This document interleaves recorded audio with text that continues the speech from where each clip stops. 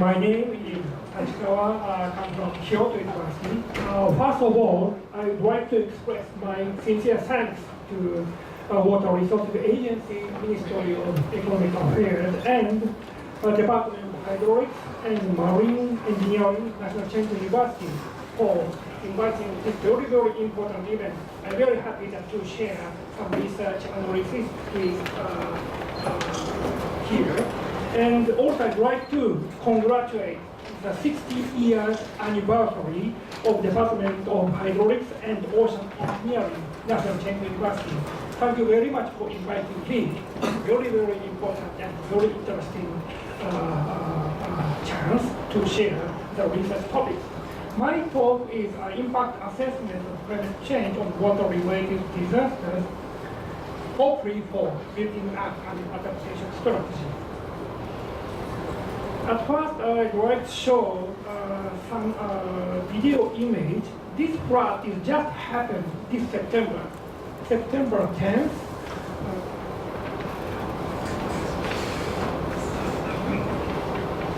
So this river is, you can see that this is Tokyo area, and this river is Kin River, a tributary of Tone River. Tone River flows upper part of the Tokyo area and flows to this area.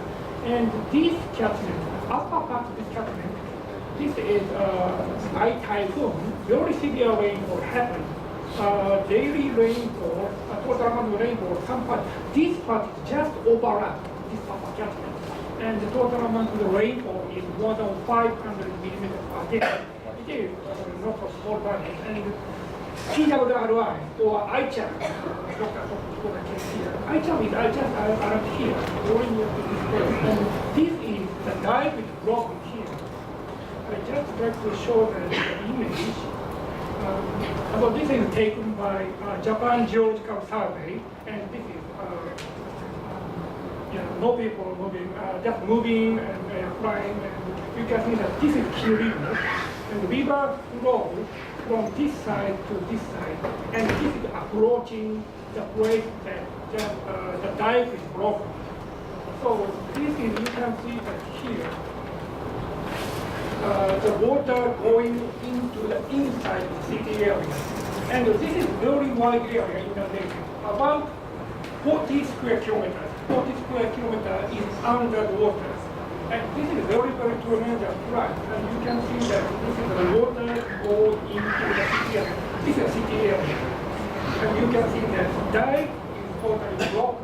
At first, and the water level exceeds the dike and go into the city area. And gradually, the dike will totally collapse. And the water flowing into the city area. And this very, very big disaster happened just in this September. And we are very worried if this kind of disaster may be more frequently happen all over the maybe Japan and also maybe, I'm not sure, Taiwan or South Asian countries. Dr. Kiman showed that the future change of presentation. At least later on, I'd like to show that in Japan, by using some GCM, rainfall intensity looks like increasing, especially short-term rainfall. Annual rainfall is not going to change, but hourly or 3-hourly or daily short-term rainfall intensity looks like increasing. So that will maybe likely to connect to the increase of the frequency of this kind of disaster.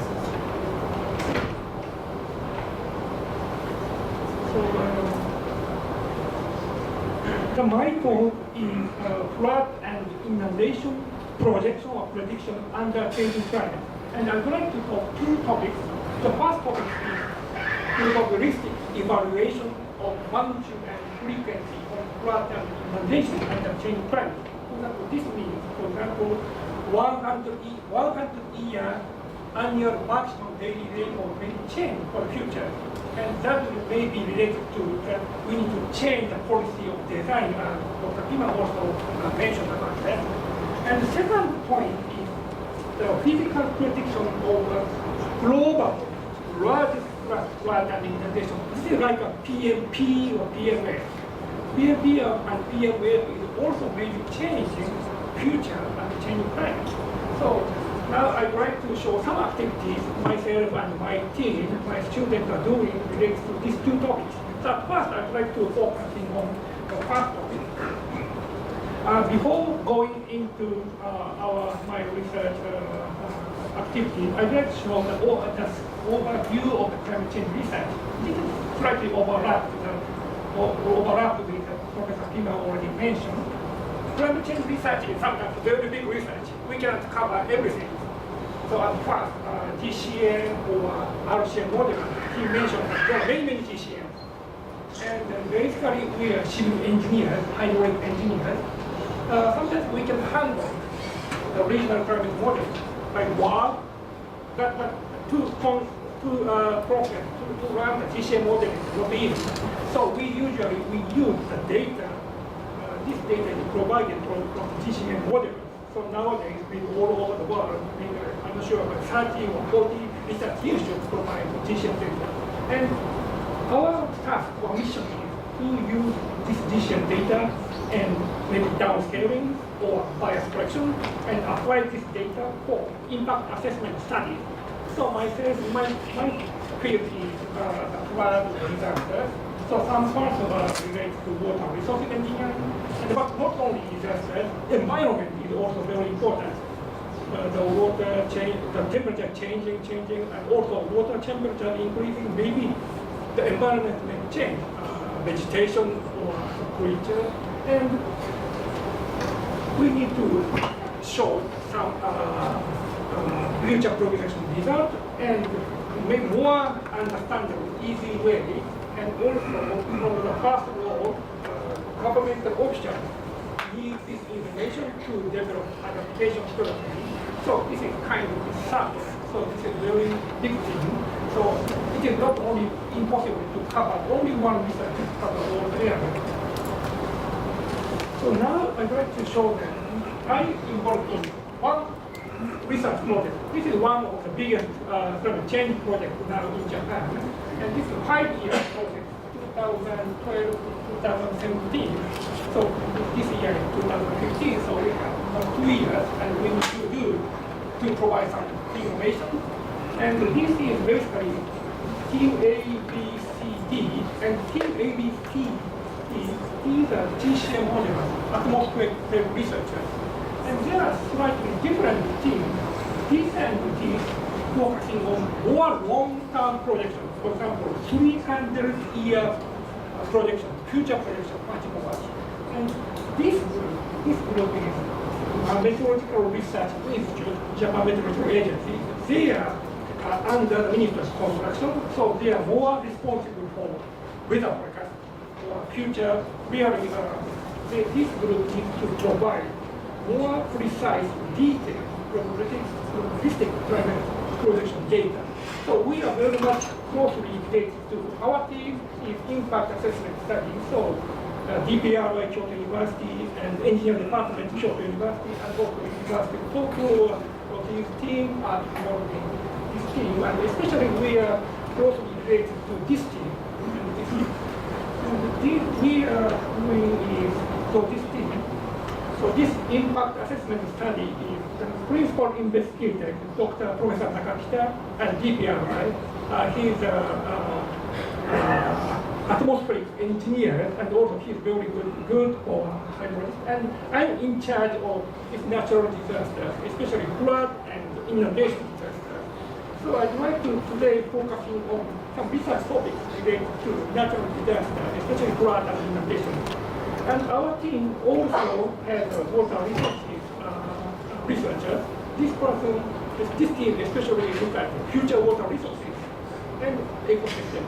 These are also important. And today I only look at the natural disasters, and I'd like to show what are we going to do. I'd like to quickly show the data we use. There are many GCM data, and especially this team. This Meteorological Research Institute. This institute has a responsibility to provide more detailed data, especially spatially detailed data. Dr. Pina mentioned that usually spatial resolution of GCM is several hundred kilometers. But several hundred kilometers is too huge, 100 and 100. This means 10,000 square kilometers. And the biggest catchment in Japan is totally covered by one lake. So it does make sense to predict future flood prediction. So this group provides, this agency provide present climate experiment. This is 25 years, near future. We put this year already begins, near future, and far future, the end of century. And this 25, total 75 years simulation. Why 75 years? Because this team developed very detailed GCM. So to calculate for a long time impossible. To provide 100 years data, and it takes more than 10 years. We cannot wait. So only focusing on present climate, near future, and far future. And this 25 years, of course, we need to compare the simulated data and observed data. If this data is totally different from current climate observed data, we cannot believe future GCM data. So this is very important. First, we need to make sure this GCM output is okay or not. And this comparison is also utilized for bias correction to improve clinical data. Then, this is an example of MRI GCM data, and this spatial resolution is about 20 kilometers. 20 kilometers. 20 kilometers is usually enough. No need to make a physical downscaling. We can utilize the data between 20 kilometers. So you can see that the typhoon, we can clearly see the typhoon lines. And for King River Basin, I show it around here.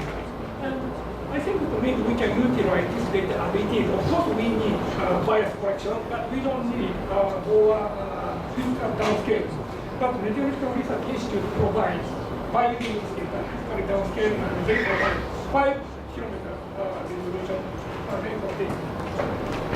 So this is overview of GCM and the future end of prediction. So these are same data. And this is 2000, yeah, very typhoon down. Of course, I'm not sure this actually happened or not, but within computer simulations, this typhoon is generated. So this is rainfall information. So we can process this data. So this is 2085, and actually August 9th. Actually, this weather happened or not, not sure. So the important is statistical characteristics of the future is correct or not. So we utilize this data. And also recently, JMA provides different kinds of data.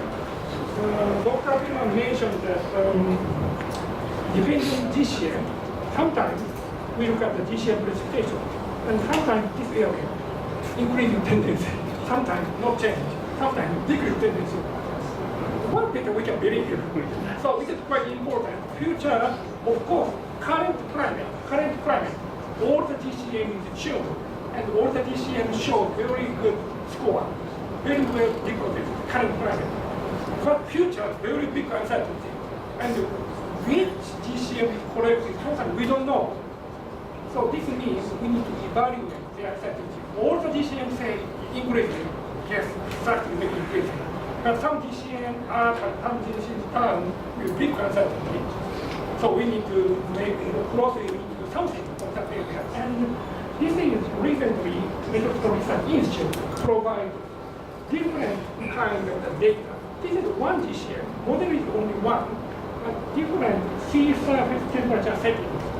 This cluster 1 to 3 means the future sea surface temperature may be changing something like this.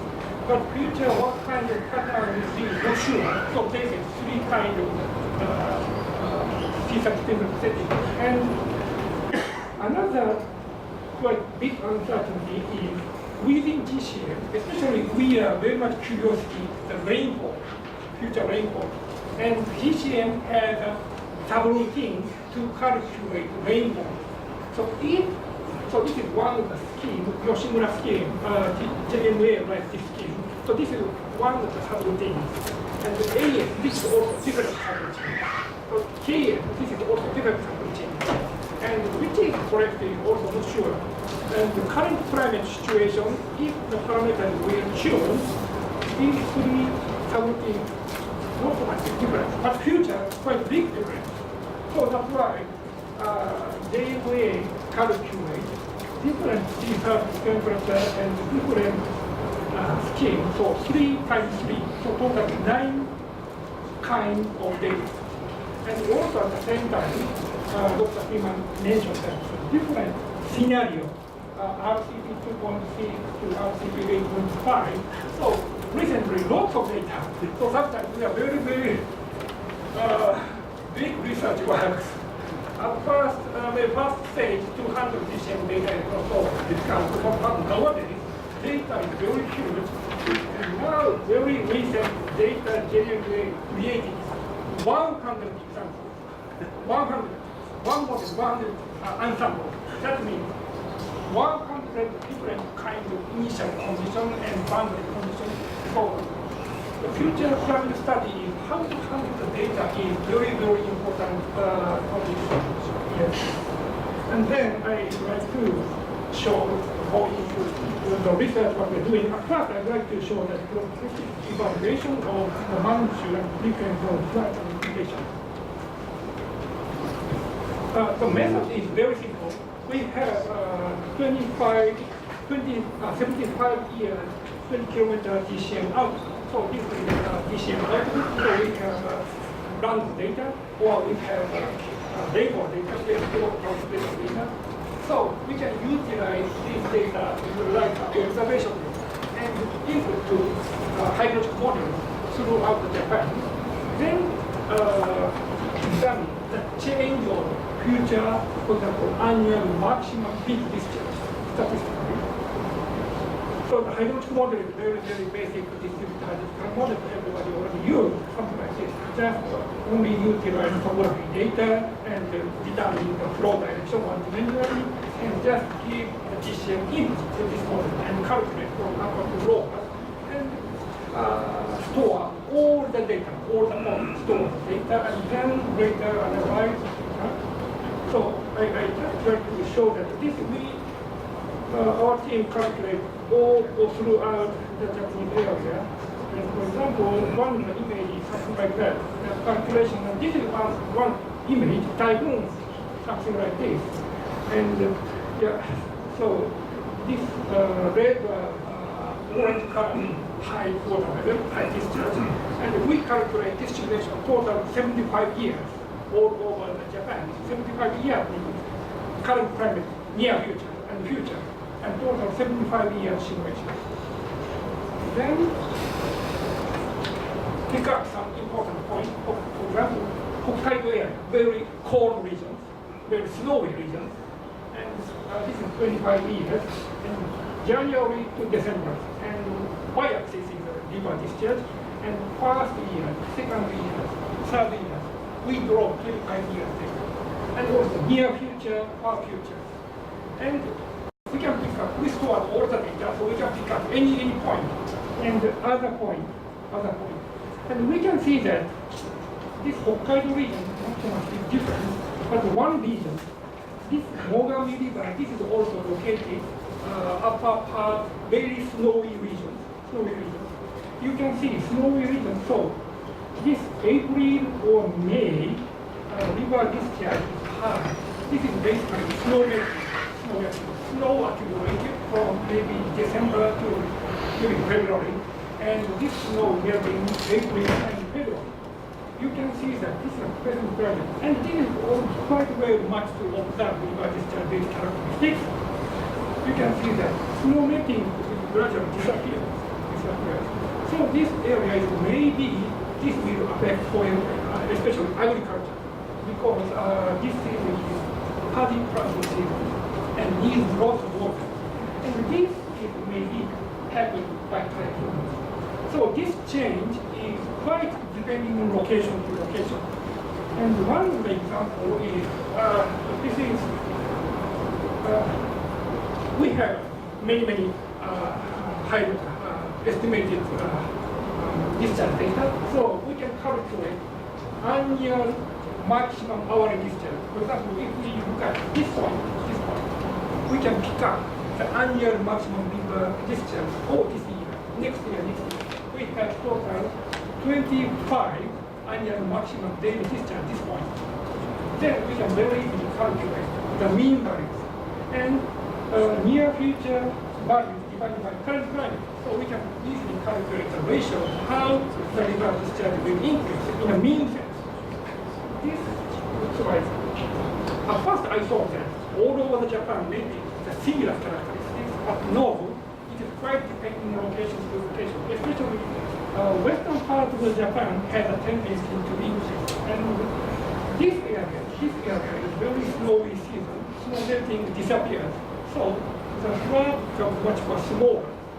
And this is a similar result for future divided by current climate. So what we see is western part of Japan looks like increasing tendency. And this is mean values, and also we look at the standard deviation, how future annual maximum discharge will distribute widely. And this western part of the area is basically standard deviation and increased tendency, and also this area. This means, in a characteristic sense, very easily we can understand that. So this is, for example, without fitting the annual maximum big discharge for current climate, and this is for the some distribution factor. And this is for example in the future, if mean values increase and standard deviation increase, of course, 100-year hydrological variable become increase. So this is very much related to future design. So western part of Japan is basically this 100 values or 2,000 values to 200-year and the maximum value has a tendency to increase. So this is one example to show that change ratio of 100-year annual maximum hourly discharge. Yes, as we expected, western part of Japan has the tendency to increase. So now our state just showed this idea, and other person, for example, Ministry of Construction also by themselves analyze the data and provide this kind of same information. So how we should adapt is very, very important. Anyway, we have this kind of information. And this idea is basically we utilize stable hydrologic frequency analysis idea. For example, future and current. So this is 25 years, this is 25 years. Within 25 years, we assume that no change of hydrologic variable characteristics. So this means stable idea. And another idea now we are doing unsteady frequency analysis.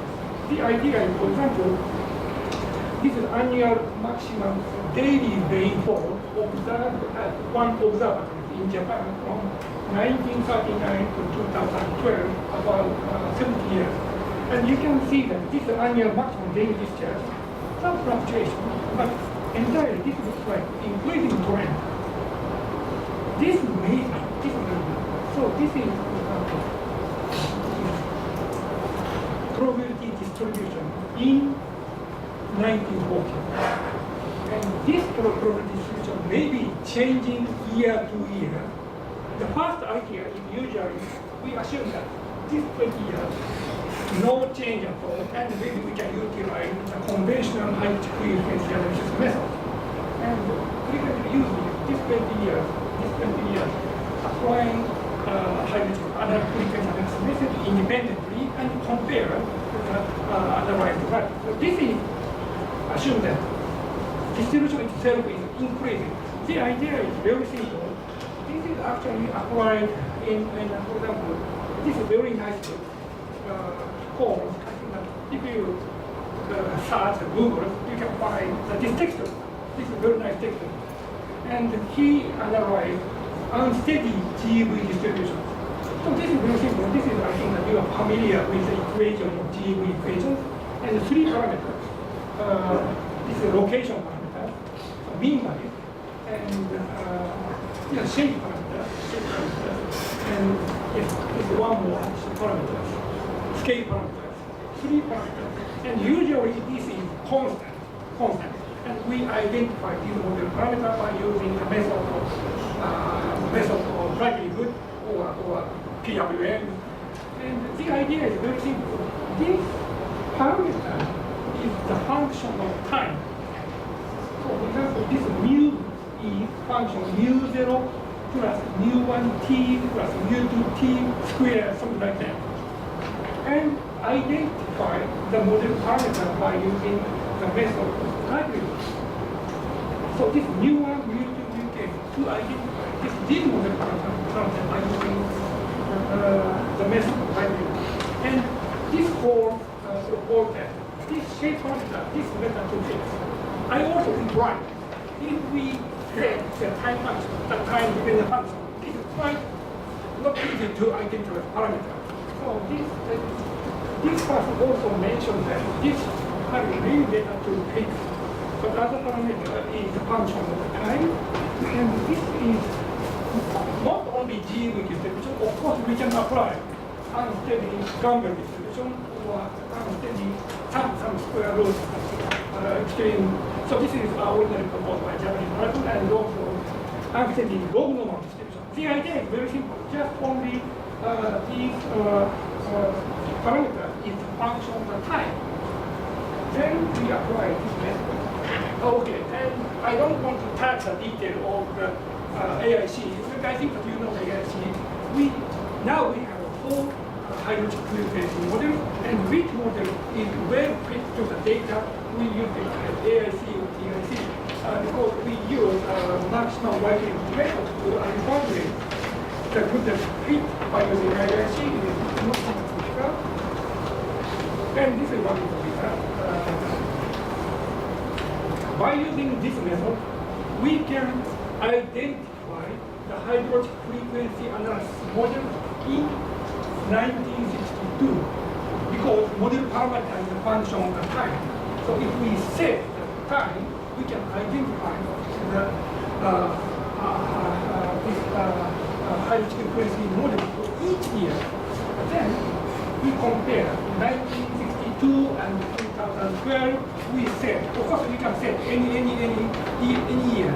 Then we can very easily obtain 100-year annual maximum daily rainfall at 1962 and also at 2012. And we compare these results. And this red is increasing tendency. Green is no change. Blue is decreasing tendency. So very patchy. But at least some area looks like tendency. And similar application was conducted by using GCM data, 20 kilometer GCM data. This GCM data provides us all over the globe, not only also here, covered here. And so see, this orange color, bright color is increasing tendency. And this green is stable. And this blue, light blue is decreasing. So most of this area show increasing tendency. So this is how we are doing, and also while we are doing this idea for river discharge data, this is now we are applying rainfall data.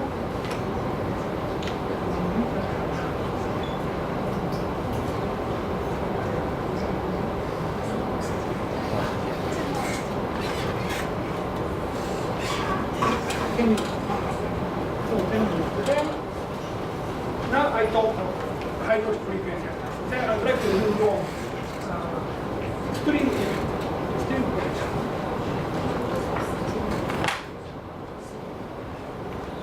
Dam engineers, I discussed with dam engineers, and what is your worry for prostate? The most important topic I run is a spill rate, so you know that. And if the heavy rainfall happens and very big inflow comes to the river, this situation is very bad. This is very, very bad. So, for dam engineers, to estimate maximum discharge is quite important to increase this design or to make new tunnel to release the water. So this situation is very bad because if this happens, maybe the high possibility that the earth dam being flooded, and this will cause very, very severe flood, the lower part of the dam recovery. The design criteria for the Japanese dam is an experimental equation. This y-axis is catchment area. And this y-axis is observed maximum discharge data.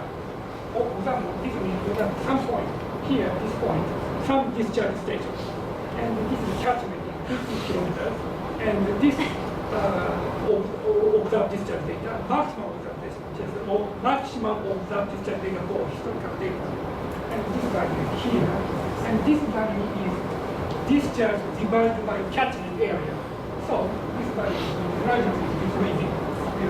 And make envelope curve. So this is adopted administrative construction. So the old dam, already existing dam is constructed according to this idea. So this is observed kind of PMB. And later on, some researchers analyzed that this value is almost correspond to 200 years. Not exactly, but almost 200 years flat. Then I got that this is the Kanto area, and this is the criteria used to make a dam reservoir stability. And this red dot is I showed 75 years simulation. And I plot all the data in Kanto area. And this is maximum discharge estimation in this area. And the red one is simulated data. So many points. And you can see that current climate, and sometimes it exceeds this value. And most of the data is under this curve. But gradually it is near future and it's far future. So without that, the discharge is like increasing sense. So how to utilize the GCM data? So recently my colleague, Dr. Ishikawa, he looked at the GCM data, 25-year GCM data, and he looked at all the GCM data patterns. And he found one big typhoon within 25 years, one big typhoon. So this is near Kanto area.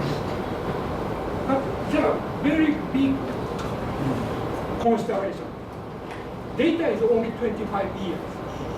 And within 25 years, only one typhoon, he found very big typhoon. If we have 100-year GCM simulation data, maybe we can have a different typhoon. If we have a 1,000 GCM data, maybe we have a different, much more big typhoon. So one problem of the GCM is data is limited within 25 years. So yes, 25 years, very important. Big Kyoto is here. No typhoon hit, no big typhoon hit, 25 years. But this don't say Kyoto is safe. Just 25 years, no typhoon in the simulation. So actually, for real of that data, this 25 years, sometimes the typhoon comes, but sometimes not come. So only 25 GCM data is quite sufficient to evaluate PMB or PMN. So this researcher is quite propose very interesting idea. Physically, in the physical research, this is GCM simulation data, and by using WAP, with 5 kilometer downscaling techniques, and just move the location of the typhoon origin physically. And if the typhoon origin here, this typhoon, or something like this, if typhoon origin here, typhoon is this one. So if we can adopt this idea, we can physically sense, we can estimate probably one. So we have now one of my colleagues at Disaster Prevention Research, Kyoto University, provide us this is historical data. Ise-1 typhoon is very big typhoon, and that typhoon location is just shifted, and just simulation.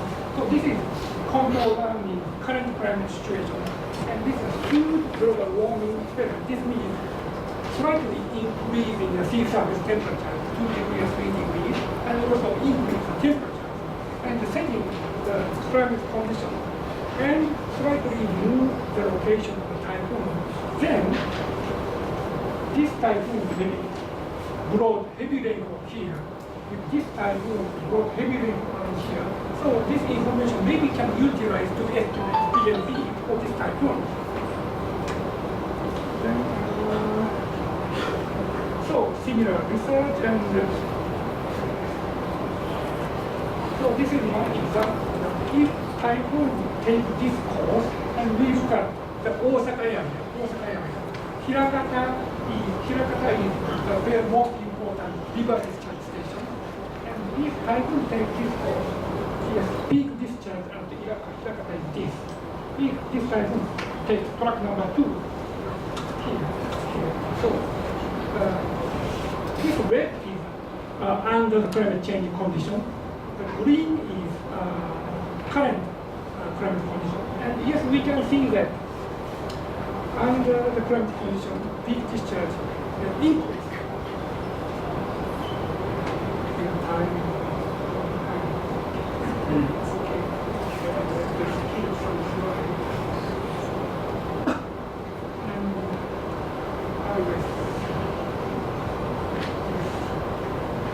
So this is we estimate peak discharge at Hiragata station. This is time and this is river discharge at Hiragata station.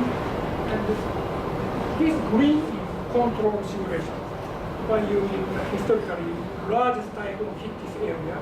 And this red one is under climate condition.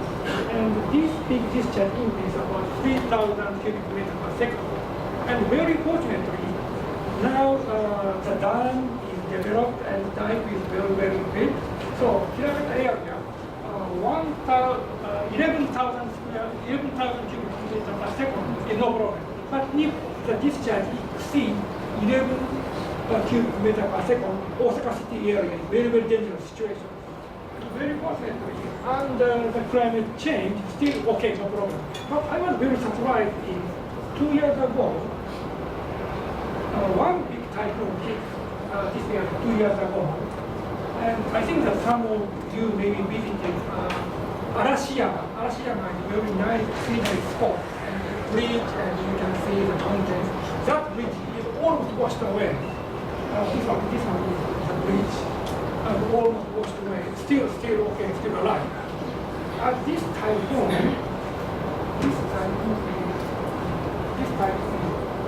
observed estimated river discharge.